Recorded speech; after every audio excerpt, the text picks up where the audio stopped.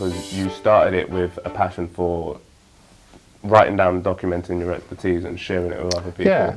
And that's naturally, organically well, spread. my growth, I always say there's two types. There's lots of research on this also. There's particular research from Rutgers University over in the States where you can have a me informer or an informer. A me informer is retweet me, selfie, please click, like, follow. An informer is, look at this, what do you think of this? Look at that worksheet, look what Jazz has produced. What do you think about this and this skill? Oh, here's a resource, download it and you do what you want. And I would be doing that for years, and I think that's where my growth snowballed out of control, or to a great large audience that it is today. The difficulty now is I pay a lot of money behind the scenes to make sure the website works. It's still open access for people to be to read freely. I won't always get it right. People always won't agree with the things that are on there, but largely it's providing a service free for teachers to share and great ideas to inspire them to make them better teachers in the classroom. Which is fantastic because there's not much of it out there. No. And as you say, you know, teachers are often in the classroom focused on teaching and learning and doing all of the other processes. And I guess looking at the analytics, and the website's approaching 10 million readers now, which is phenomenal. And apart from North Korea and the Congo, it's been read everywhere else in the world. So there's at least one hit in Kiribati or the Seychelles or what have you. So it's fascinating to think people have read the site. So I guess 10 years of data and analytics has made me quite, for want of a better word, a social analyst or a coder, and I've self-taught those things also, as well as a school leader, a blogger, an author, a publisher. So yeah, looking back, it's been quite an interesting story to, you know, whatever the term would be. An academic term, which is informing my research for my doctoral studies, is there's a term called micro-celebrity. So I'm not a celebrity, but within my field, I'm viewed as a voice or people that would know me. And that's quite interesting. That term goes back 15 or 16 years plus when Big Brother first started, when you could be famous for sitting on a sofa and watching Gogglebox and talking about people on the telly. And so those have become celebrities in their own right. So it's just interesting, social media. It's allowed me to share things that I've always done for 20 years as a teacher, and now you can tweet it. And I guess the new batch of social media users, or the new generation of teachers, can now use all those tools and not copycat, because I guess myself as an early adopter doing these things, I've learned all the ups and downs and used all the different bits of software to a point where I know what works. But in 5-10 years, WordPress or Twitter will be pretty much out of date. So there'll be a new era or a new way of doing things, and those people will find their space. Teachers need to share. A brilliant quote by someone on a podcast recently. She said, this is Pooja Agrawal, who wrote Powerful Teaching. It's a book that's just come out. So it's from a podcast last week, and she said to me, there's a special place in hell reserved for teachers who do not share. Wow. And it's a great quote. It's interesting because teachers need to share. Why? Because they're time poor. They don't have sufficient funds to buy things. They might have their own cash which they have to spend because the school won't let them buy things, and that's wrong also. So I think sharing things for free, giving teachers even the little things on your website, say reading time's 2 minutes long. When I look at my analytics and look at how long people read the site for, and knowing the busy nature of teachers, well, if I'm on the bus to work and I've got 3 minutes, I'm going to read today's blog, and it might give me 1 or 2 ideas to think about, and I'll use it or share it in a staff meeting. So it's critical that teachers have opportunities to share, that it's in a bite-sized format and it's free. Got it. And I think that's where the growth of Teacher Toolkit's been very successful. Fantastic. And one of the things that you speak about a lot is teacher workload.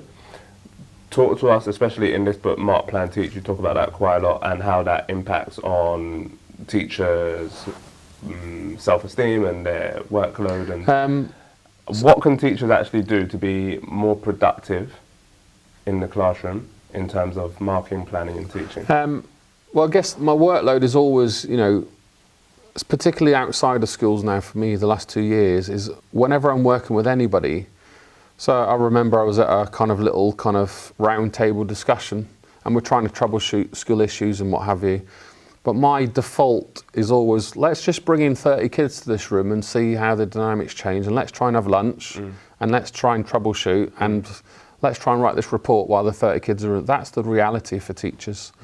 So you can have all the greatest ideas in the world, whatever the research says and what have you, but bring in 30 kids and then let's see how these things work. So my own experience, just like any other teacher, is you learn how to survive and use your techniques with 30 kids around you. So what all teachers try to do is try to optimize their processes, because they need to be very efficient. Sure. So even if you just take the standard 60-minute lesson with 30 kids, that's 2 minutes attention each. So you've got to try and give them a bit of feedback, make them feel valued and loved, offer whole class discussions and instruction so that they're clear about what they're being asked to do.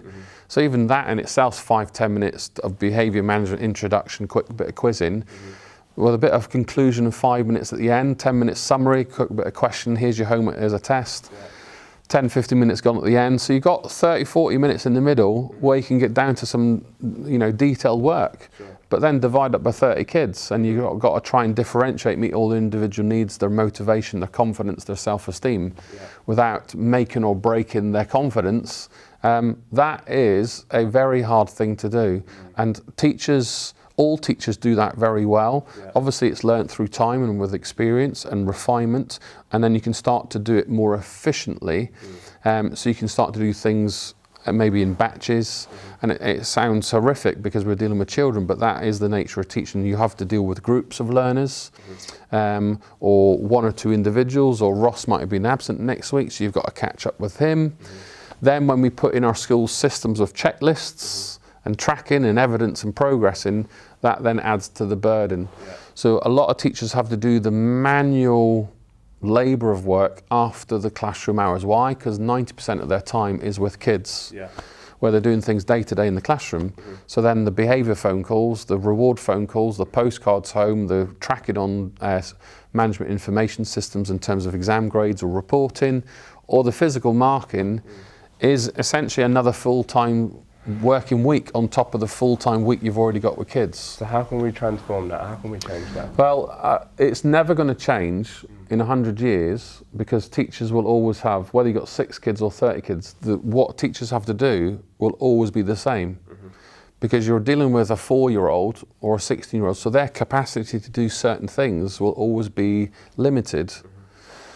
So whether you've got 6 kids or 30, to ask them questions, to transfer knowledge, is always going to be same things, but you might have some ed tech solutions, some artificial intelligence to help you, but that can only do so much also, because what you really need is that human connection to translate what the computer says, tell me as a teacher what I now need to do, or as a child, the report says this on the computer, but I need to be able to translate that in teacher-friendly language so that you know what you need to do, whether you're 4 or 16.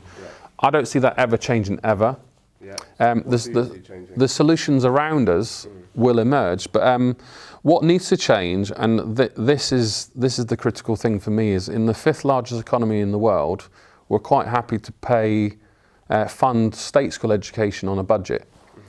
And whatever the figures are, whatever billion figure it is at the moment, it's not enough. It's enough to allow schools to just tick along at the same level.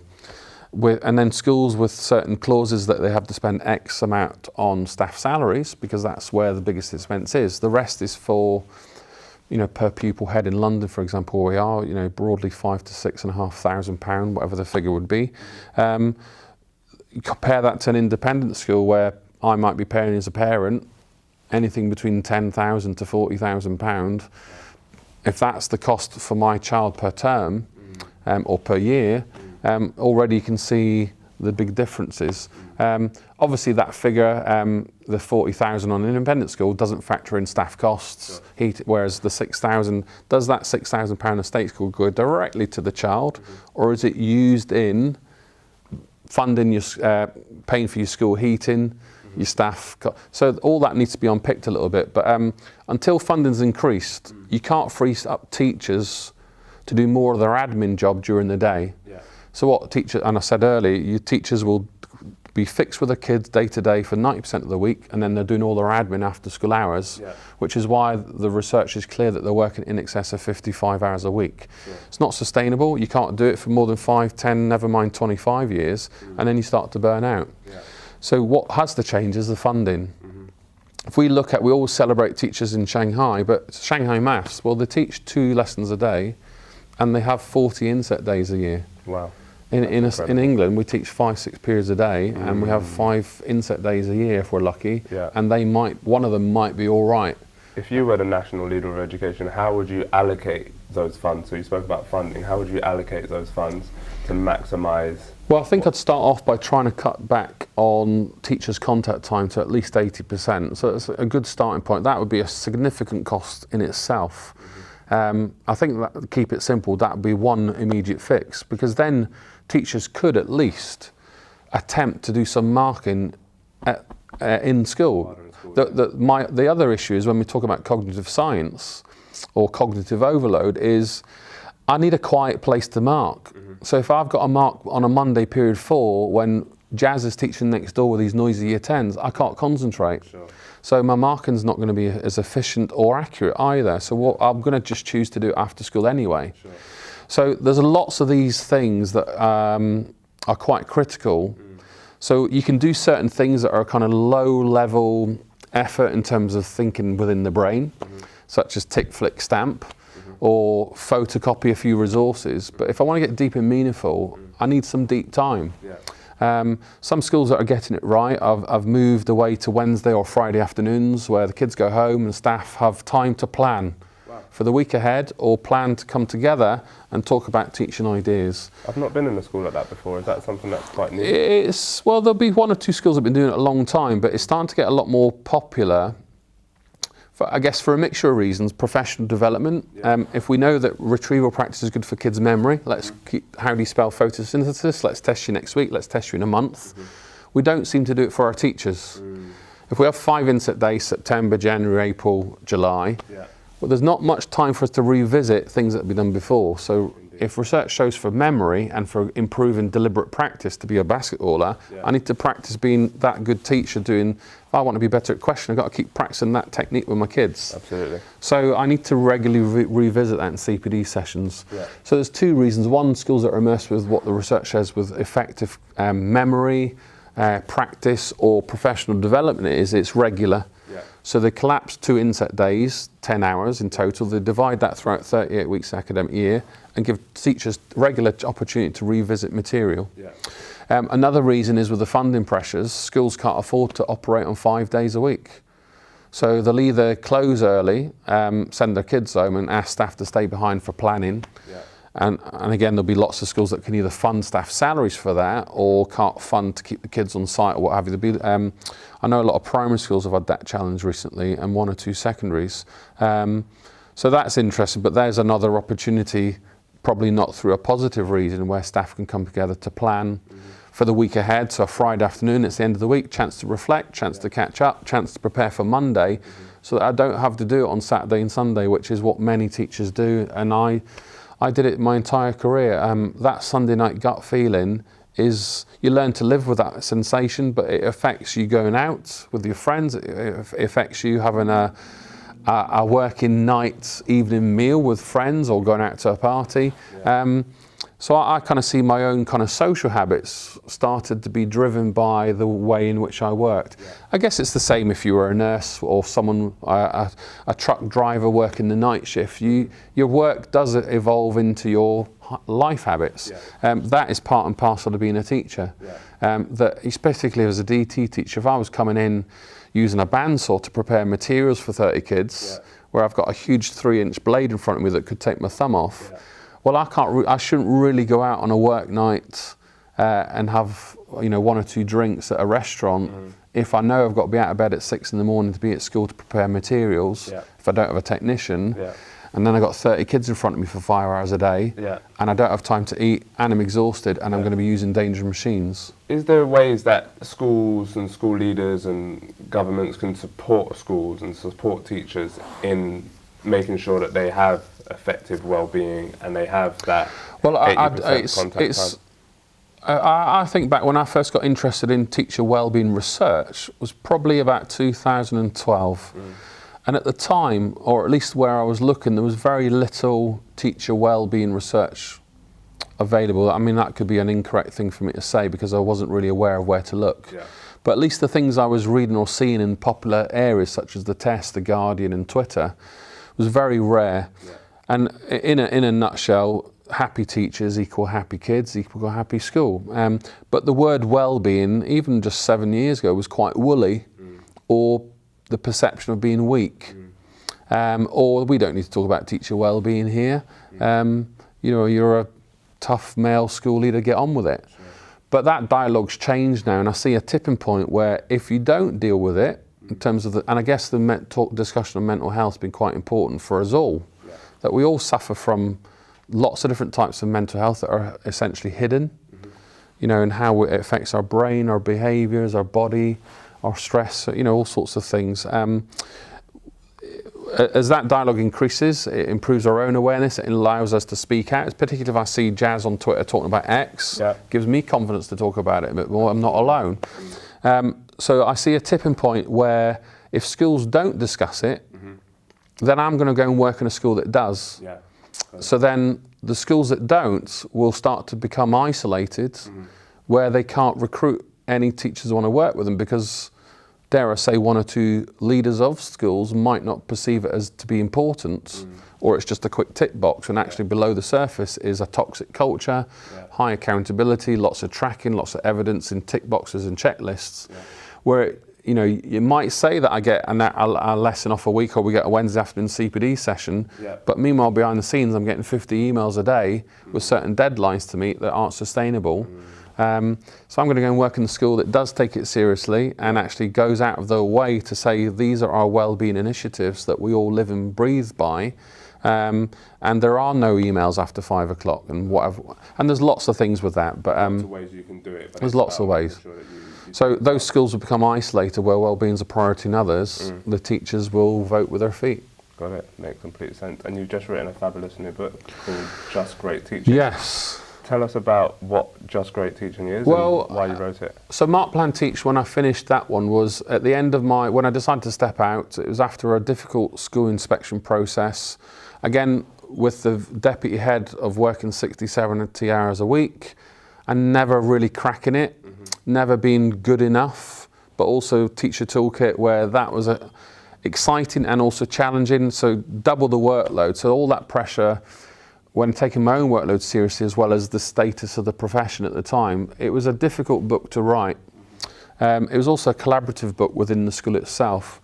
So I've spent 2 years living Mark Plan Teach, but on my travels, I've seen just every school facing the same challenges, but doing it in different ways, either because of where they're located, the people that are inside them, or the structural, physical stuff such as the building itself.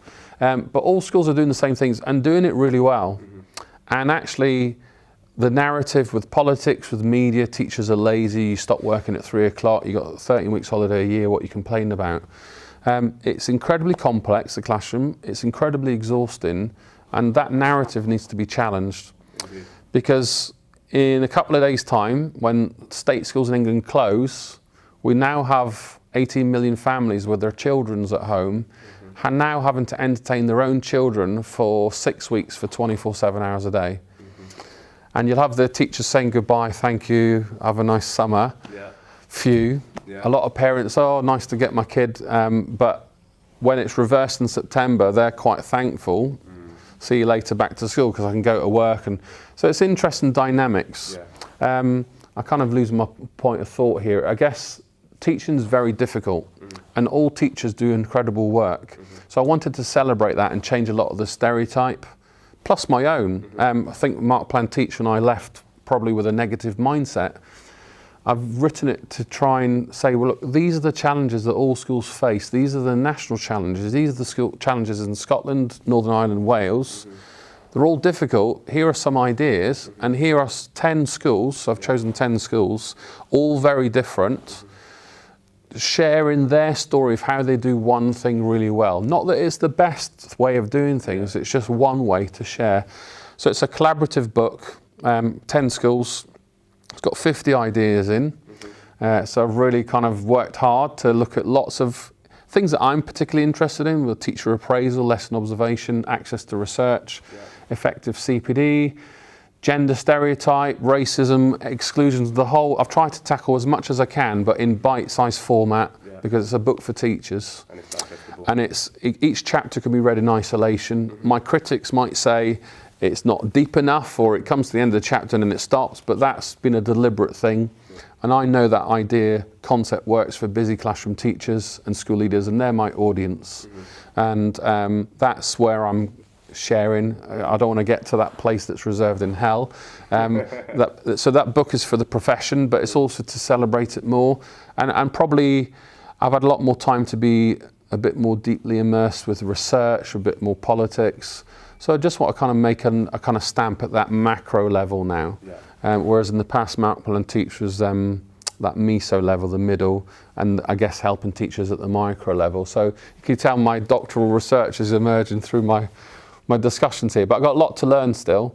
And I guess maybe in 5 years when I get my research published, probably my next book contribution will be very different, and again targeting maybe a different audience. But I like to think my next book's for parents. I like it. I love what you said about, you know, you always need to learn and you're always continuing to learn, and I think that's just incredible because you inspire so many people. One of the things that I'm curious about is who, outside of teachers and children, of course, who inspires you?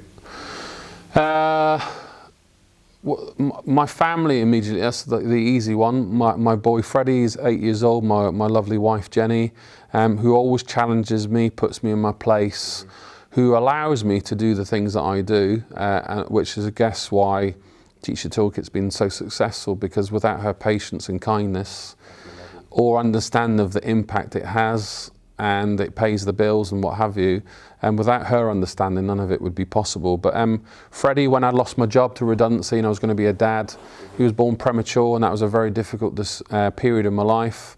And to see him, like at Sports Day, he came last in all these races. Why? Because he's summer born. I'm not making excuses for him here, but you know, he's summer born, he's physically one of the smallest. He technically should be in year 2, even though he's now at the end of his year 3. So he's, you know, at that age, those things are quite critical, but you're batched into academic years of your life. But at some point there'll be a tipping point, whether he's 16, 18 or 25, where he starts to buck the trend and outperform 25-year-olds for whatever, playing basketball or what have you. But that's just the nature of life. So I've been quite interested by Freddie's journey, inspiring me in terms of being a premature child in school, how being the youngest in his year group, he's always going to be typically below expected progress. So I'm looking at how systems now,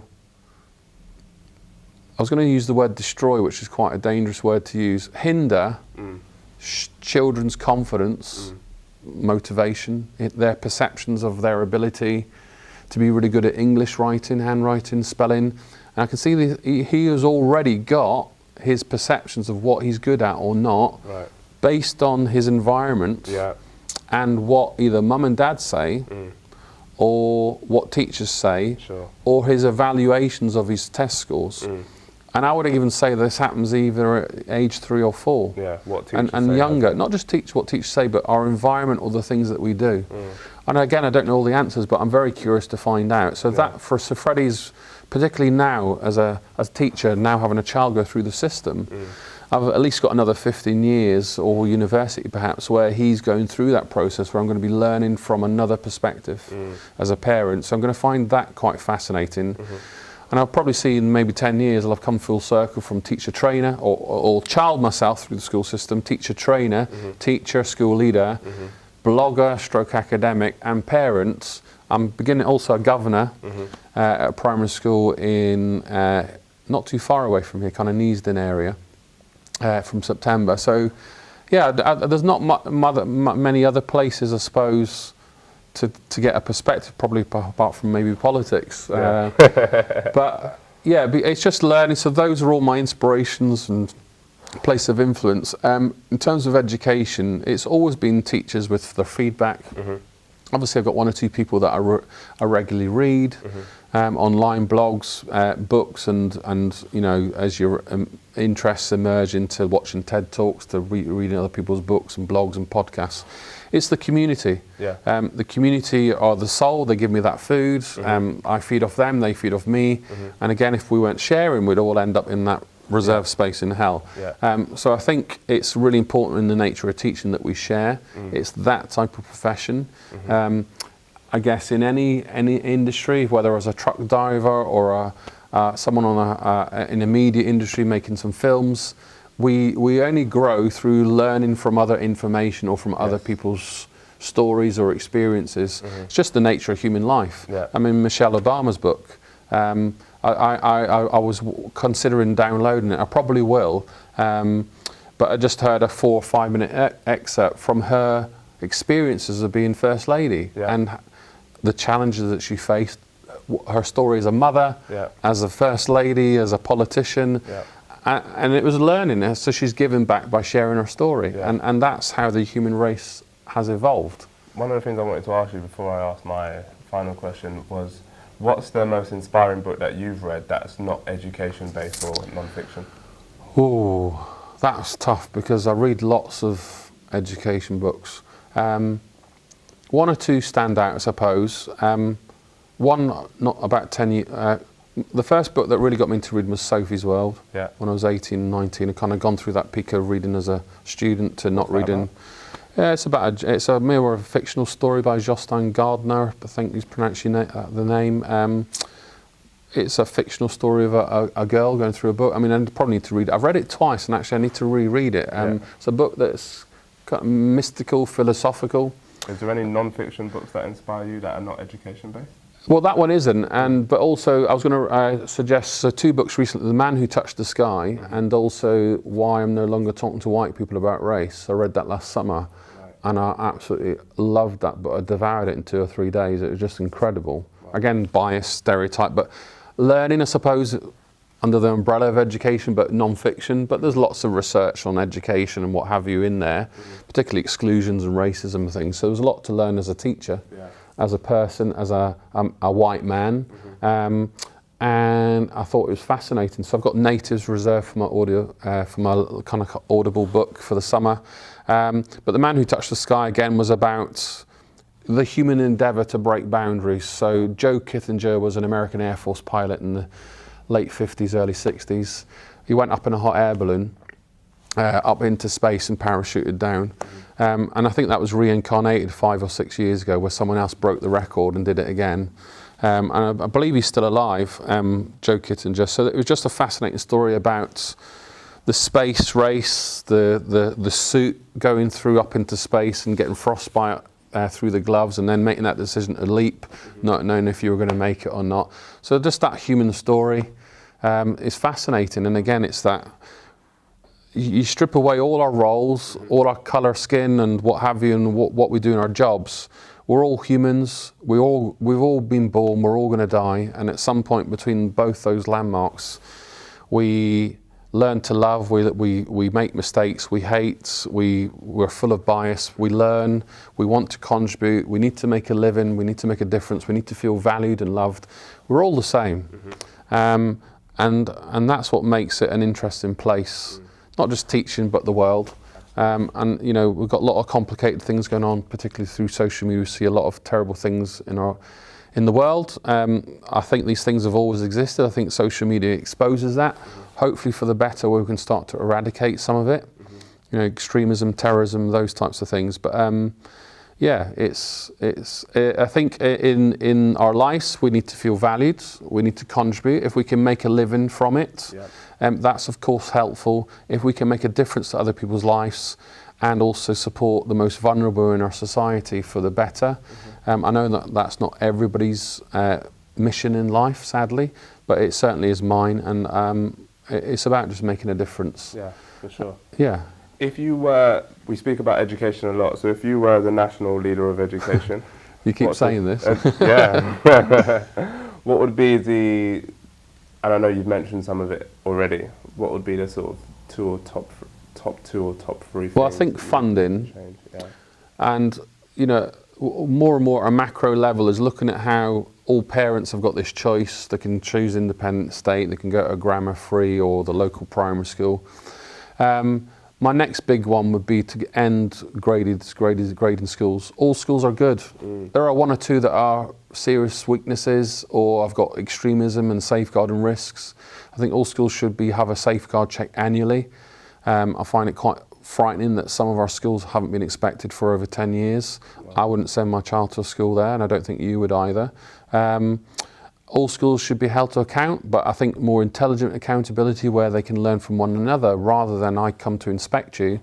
I'll write a report. It might be a few evidential statements and a bit of subjective decisions here or there, but you'll never see me again. That's not going to really help anyone get better. And then to label you as an outstanding or a special measures school, what I hope to unlock in my doctoral research is, does the grading schools actually exacerbate inequality?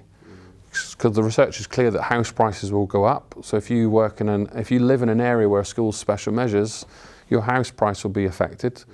So that might influence local demographics, poverty, knife crime, teacher attrition. The research is also clear on that. If your school puts in special measures, you lose 5% of your workforce. If it's outstanding, obviously you've got natural wastage, people get promotions and things and move on, but teachers will stay.